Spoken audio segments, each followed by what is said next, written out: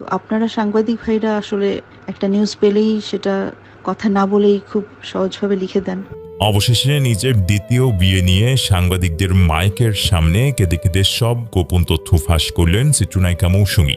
বাংলা চলচ্চিত্রের প্রিয়দর্শিনী খ্যাত চিত্রনায়িকা মৌসুমী আজ সকালে রাজধানীর একটি 5 তারা হোটেলের কনফারেন্স রুমে আয়োজিত এক জরুরি সাংবাদিক সম্মেলনে উপস্থিত হয়ে অশ্রুসিক্ত চোখে তার ব্যক্তিগত জীবনের সবচেয়ে গোপন অধ্যায় খুলে বলেছেন।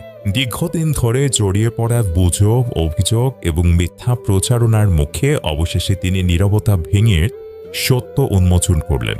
সম্মেলনের শুরুতেই মাইকের সামনে দাঁড়িয়ে কান্নায় ভেঙে পড়েন মৌসুমী। তার কণ্ঠস্বর কাঁপছিল, চোখ থেকে অশ্রু ঝরছিল অবিরাম। আমি আর পারছি না এই মিথ্যার বোঝা বইতে। আজ আমি সব বলব, যাতে আমার ভক্তরা, আমার পরিবার আর আমার সন্তানেরা আর কোনোদিন গুজবে বিভ্রান্ত না হয়। বলতে বলতে তিনি কেঁদে ফেলেন। হাতে ধরা টিস্যু দিয়ে চোখ মুছতে মুছতে তিনি বলেন, হ্যাঁ, আমি দ্বিতীয় বিয়ে করেছি, এটা আর গোপন নেই, কিন্তু এটা যেভাবে ছড়ানো হচ্ছে সেটা একদমই ভুল। মৌসুমী জানান, তার প্রথম স্বামী অভিনেতা ওমর সানির সঙ্গে দীর্ঘ 30 বছরের দাম্পত্য জীবনে অনেক ঝড় এসেছে। আমরা দুজনেই চেষ্টা করেছি সংসার টিকিয়ে রাখতে, কিন্তু জীবনের কিছু পরিস্থিতি এমন হয় যখন দুজনের মধ্যে দূরত্ব বাড়তে থাকে। আমি যুক্তরাষ্ট্রে মায়ের সেবায় থাকার সময়ে অনেক একা হয়ে গিয়েছিলাম। ওমর সানিও তার কাজে ব্যস্ত ছিলেন। ধীরে ধীরে আমাদের সম্পর্কে ফাটল ধরে। অবশেষে আমরা পারিবারিকভাবে ডিভোর্সের সিদ্ধান্ত নিই। এটা খুব কষ্টের ছিল, কিন্তু আমাদের সন্তানদের জন্যই এটা করতে হয়েছে। তিনি আরো বলেন, ডিভোর্সের পর আমি ভেবেছিলাম জীবনটা থেমে যাবে, কিন্তু ভাগ্য অন্যরকম।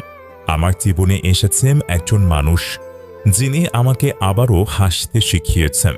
তিনি হলেন অভিনেতা হাসান জাহাঙ্গীর। আমরা দুজনেই একসঙ্গে কাজ করেছি। সুন্দরী PS চাই টেলিফিল্মের শুটিংয়ের সময় থেকেই আমাদের মধ্যে একটা বোঝাপড়া তৈরি হয়। ধীরে ধীরে সেটা ভালোবাসায় রূপ নেয়।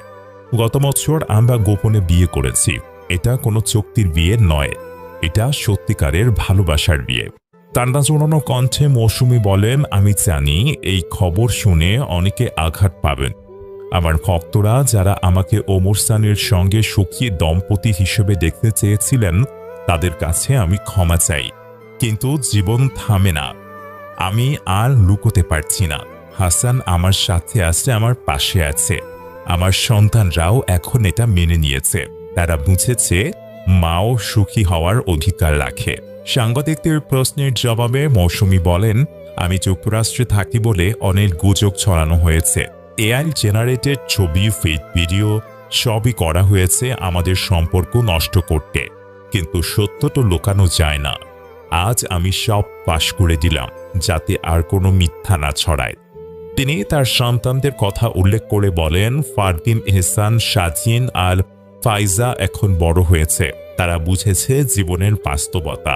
ওমর সানির সঙ্গে আমাদের সম্পর্ক এখনো ভালো আছে। সহ পিতামাতা হিসেবে আমরা একে অপরকে সম্মান করি, কিন্তু আমার নতুন জীবন শুরু হয়েছে হাসানের সঙ্গে। সম্মেলনের শেষে মৌসুমী দাঁড়িয়ে উঠে বলেন, আমি চাই না আর কোনো গুজবে আমার নাম চড়াক।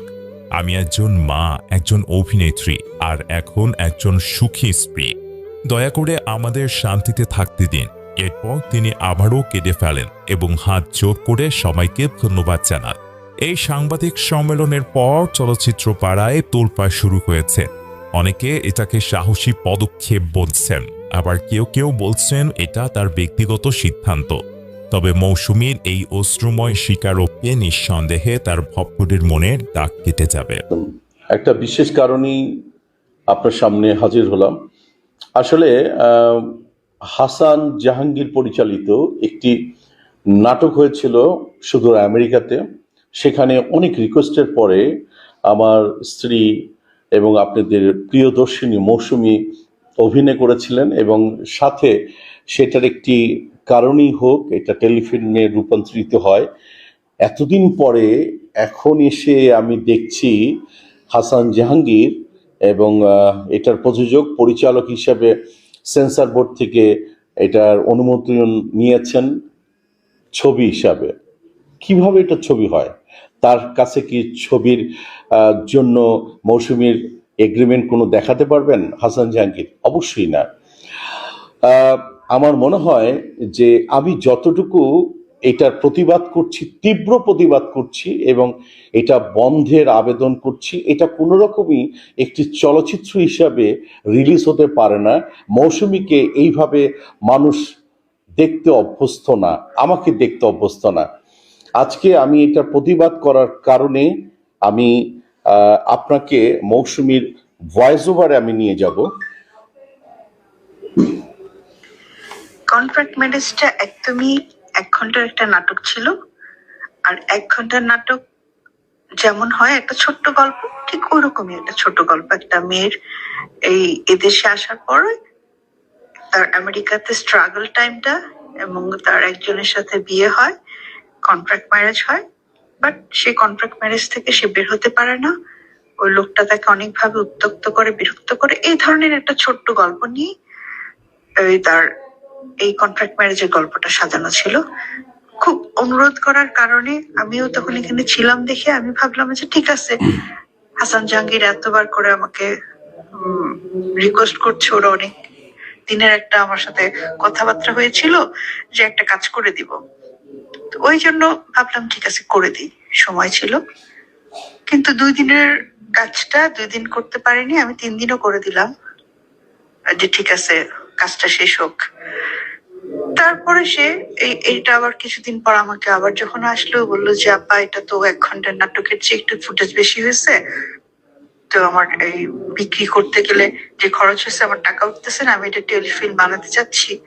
ঢাকারও কিছু অংশ শুট করার পর এটা টেলিফিল্মের একটা ভালো ডিউরেশন হয়ে গেছে, তো এটা এখন যদি আমরা টেলিফিল্ম করি আপনার কি কোনো আপত্তি আছে?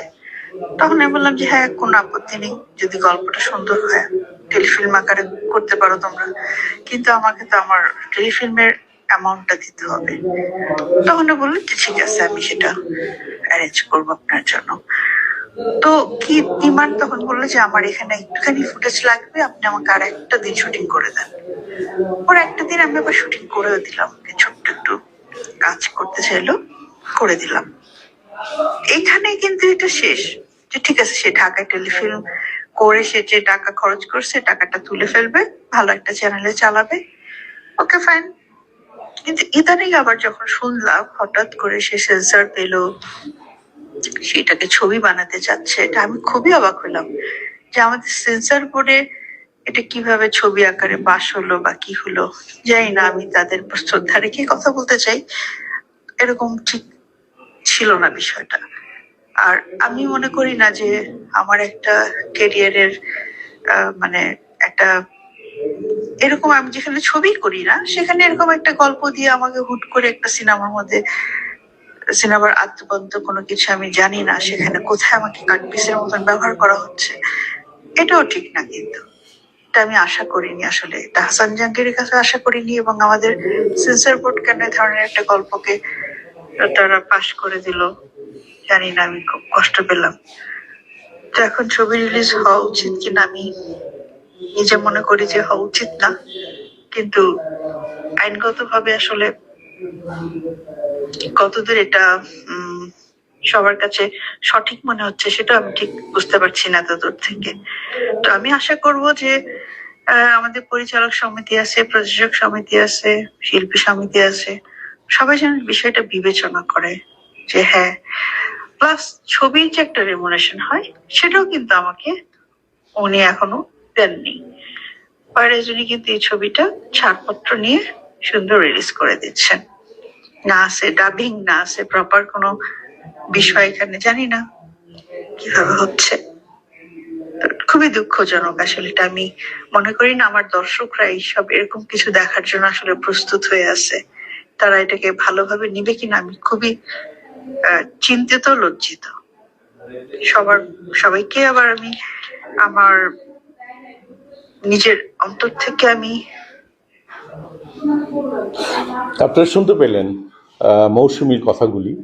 দেখুন, প্রতিনিয়ত এইভাবে হবে এবং শিল্পীরা ঠকবে। আমি বিনয়ভাবে হাসান জাহাঙ্গীরকে অনুরোধ করতে চাই যে ভাই ব্রাদার তুমি যেটা করেছো এটা কি সঠিক? একদমই সঠিক না। তোমার সামাজিক অবক্ষয় থেকে তুমি কতদূর তুমি প্লাস আছো না মাইনাস আছো নিজেকে প্রশ্ন করো। তোমাকে আমি গালি দিব না, কোনো কিছুই করব না, কিন্তু তুমি যে কাজটা করেছো একদমই এটা সঠিক নয়। অবিলম্বে আমি এটা আইনের আশ্রয় নিব। প্লাস মৌসুমীর সাথে যদি তুমি ফোনে কথা বলে নিতে পারো, আমার পরিবারের সাথে যদি কথা বলে নিতে পারো, তোমার সেটা আমি ইনভাইট করছি, কিন্তু সেই চেষ্টাটা একদমই তোমার নেই। আর তুমি যে ধরনের কাজ করে এটাকে রিলিজ করছো, এটা আমি তীব্র প্রতিবাদ জানাচ্ছি আমি তোমার সিনিয়র ব্রাদার হিসাবে। আপনারা বিচার করবেন এই ছবির বিষয়। ধন্যবাদ। এবং সাথে আমি পরিচালক সমিতি, প্রযোজক সমিতি এবং শিল্পী সমিতিকে আমি চিঠি অলরেডি দান করেছি। তিনি বলেছেন যে আমি যদি মারা যাই আফটার মাই ডেথ, আমার এই বাড়ি কেউ দেখবে না, এবং আমার যেই মুভিগুলো আছে, সিনেমা আছে, এটা সবাই আপনারা ডিলিট করে দিবেন। এটা তিনি এই রিসেন্টলি একটা ভিডিও ক্লিপে দিয়েছেন। তো আমার উদ্দেশ্য হচ্ছে এইটা, এই যে অভিনয় জগতের লম্বা সময় পার করার পরে এই যে একটা চিন্তা, রিয়েলাইজেশন যে আমি রং ছিলাম, ভুল কাজ করেছি, দিস ইজ রিয়েলি অ্যাপ্রিসিয়েটেড। মানুষ যখন তার ভুল কাজ বুঝতে পারে যে আমি ভুল করছি, তখন সে ভালো পথে আসতে পারে। আর আমাদের এই বাংলাদেশে একটা ট্রেন্ড আমি দেখেছি, রাগ করবেন না, বাংলাদেশে কোনো নায়ক যখন ইসলামকে নিয়ে কথা বলে, আমরা মাশাআল্লাহ কি যে ক্রিটিসাইজ করি, বাপরে, নায়ক হয়ে আবার ইসলামকে নিয়ে কথা বলতে এসেছে। আবার যদি কোনো নায়িকা হিজাব পরে, বলবে যে বাহ মাশাআল্লাহ কনফার্ম জান্নাতি। এই যে ক্রিটিসাইজ করি, ছোট করে দেখি, সমালোচনা করি, আমরা ভুল ধরি না, এটা করা ঠিক না। নায়কও মুসলমান, নায়িকাও মুসলমান। যদি কেউ তার ভুল বুঝে ভালো পথে ফিরে আসে, আগেও বলেছি এখনো বলছি, ক্রিটিসাইজ করবেন না ভালোবাসবেন? জোরে বলেন, ক্রিটিসাইজ করবেন না ভালোবাসবেন? ভালোবাসতে হবে, সম্মান করতে হবে, অ্যাপ্রিসিয়েট করতে হবে। এজন্য আপনারা দেখবেন অনেক নায়ক দিনের পথে ফিরে এসেছে, অনেক নায়িকা এখন হিজাবি হয়ে গিয়েছে, পর্দাশীল হয়ে গিয়েছে। আপনারা সানা খানের নাম শুনেছেন? বলিউড অভিনেত্রী এখন কিন্তু মাশাআল্লাহ হিজাব পরে, বোরকা পরে। ইভেন সে শুধু এতটুকু নয়, একজন মুফতি সাহেবকে বিয়ে করেছে। তো এই যে আমাদের রিয়েলাইজেশন, অনুধাবন যে আমরা ভালো হব, আবার যে ভালো হয়ে এসেছে তাকেও ভালোবাসার দরকারটা যুবক ভাইরা আছে না নাই? ভালোবাসতে হবে, অ্যাপ্রিসিয়েট করতে হবে। আর একটা বিষয় আপনারা বুঝবেন, আপনারা হয়তোবা জুনায়েদ জামশেদের নাম শুনেছেন, যিনি একজন পাকিস্তানের পপ স্টার ছিল, কিন্তু সে এখন গান ছেড়ে দিয়ে আল্লাহর পথে ফিরে এসেছে। ইভেন শুধু আল্লাহর পথে ফিরে আসে না, বরং তার দ্বারা হাজার হাজার যুবক দিনের পথে ফিরে এসেছে। সুবহানাল্লাহ পড়ে। এই জন্য প্রিয় ভাইরা, আমি যেটা বলতে চাই, এই যে আমাদের অনলাইন সোশ্যাল প্ল্যাটফর্ম যেগুলো আছে, যে কোনো পোস্ট দেখলেই দেখবেন যে কমেন্ট বক্সে গালি দিয়ে ভরপুর। তুই ভালো না, তোর বাপ ভালো না, তোর ক্যারেক্টার ভালো না, তোর চরিত্র ভালো না, খালি মানুষকে ক্রিটিসাইজ করে। একটা হাদিস মনে রাখবেন, সেদিন আমি তারিক জামিলের বয়ানে শুনছিলাম, উনি বললেন যে কিসি কো বুরা कहना ये खुद की बुरा होने की पहली निशानी है। কাউকে খারাপ বলা, এটা যে আমি খারাপ, এটা তার সর্বপ্রথম নিদর্শন। কাউকে খারাপ বলা যাবে না, নিজেকে দেখতে হবে, আমি ভালো আছি না, আগে দেখতে হবে। এই জন্য যেটা বলতে চাচ্ছিলাম সেটা হচ্ছে, এই কোনো নায়ক, কোনো নায়িকা যদি আল্লাহর পথে ফিরে আসে, তাকে আমরা অ্যাপ্রিসিয়েট করব, রেসপেক্ট করব, সম্মান করব। কাউকে ফিরিয়ে দেওয়া যাবে না, কাউকে ক্রিটিসাইজ করা যাবে না। আর হেদায়েত, ইন্নাকা লা তাহদি মান আহবাবতা ওয়ালাকিন্নাল্লাহ ইয়াহদি মান ইয়াশা। আল্লাহ বলছেন, নবী আপনি যাকে চান তাকে হেদায়েত করতে পারবেন না। হেদায়েত অনলি বিলংস টু আল্লাহ সুবহানাহু ওয়া তাআলা। হেদায়েত একজনের হাতেই আছে। আওয়াজ দিয়ে বলেন, তিনি কে? তো দেখবেন যে এই যে আমি বললাম ওনার কথা, অ্যাপ্রিসিয়েট করলাম, দোয়া করলাম, তো অনেকে দেখবেন আমাকেও ধুয়ে ফেলবে একেবারে। হ্যাঁ, হুজুর মানুষ হয়ে অমুকের কথা তমুকের কথা। আমার কথা একটা, যে আমি মানুষের খারাপ দেখবো না, ভালো দেখবো। আমি নেগেটিভ নয়, পজিটিভ দেখবো। যা পজিটিভ নিয়ে চিন্তা করতে পারে তারা সমাজকে পরিবর্তন করতে পারে। যুবক, তোমরা অলওয়েজ চিন্তা করবে নেগেটিভ না পজিটিভ। বলো, নেগেটিভ না positive? Positive. Always we will think positive, we will do positive, যা হবে সব পজিটিভ। রাজি আছেন তো ইনশাআল্লাহ? তো আমি যেই মেয়েগুলো আজকে মডেলিং করেন, যারা বেপর্দায় চলেন, অনেক মেয়ে আছে টিকটক করে, অনেকে দেখা যায় শর্ট ফিল্ম করে একদম নেকেড ড্রেস পরে পরে। তো আমি সবাইকে বলবো, বোন, আপনি হচ্ছেন এমন এক মানুষ যিনি আল্লাহর পথ থেকে দূরে সরে গিয়েছেন। সময় আছে এখনো, রমাজান মাস চলছে, এখনই রবের কাছে তওবা করে ফিরে আসা দরকারটা যুবক ভাইয়েরা আছে না নাই? আল্লাহ সবাইকে ইসলামের বুঝ দান করুক, সকলেই মন খুলে পড়ে আমিন। এবং যারা আজকে হারাম কাজে সংযুক্ত আছেন, যারা বাজে কাজ করছেন, ইসলামের বাহিরে কাজ করছেন, সবাইকে সঠিক বুঝ দান করুক, সকলেই পড়ে আমিন। তো রমাজান মাস হচ্ছে। বন্ধুরা, ভিডিওর শেষে একটাই কথা বলতেছি, আমাদের সকলের একটাই প্রশ্ন, মৌসুমী কি এটা ঠিক করছেন?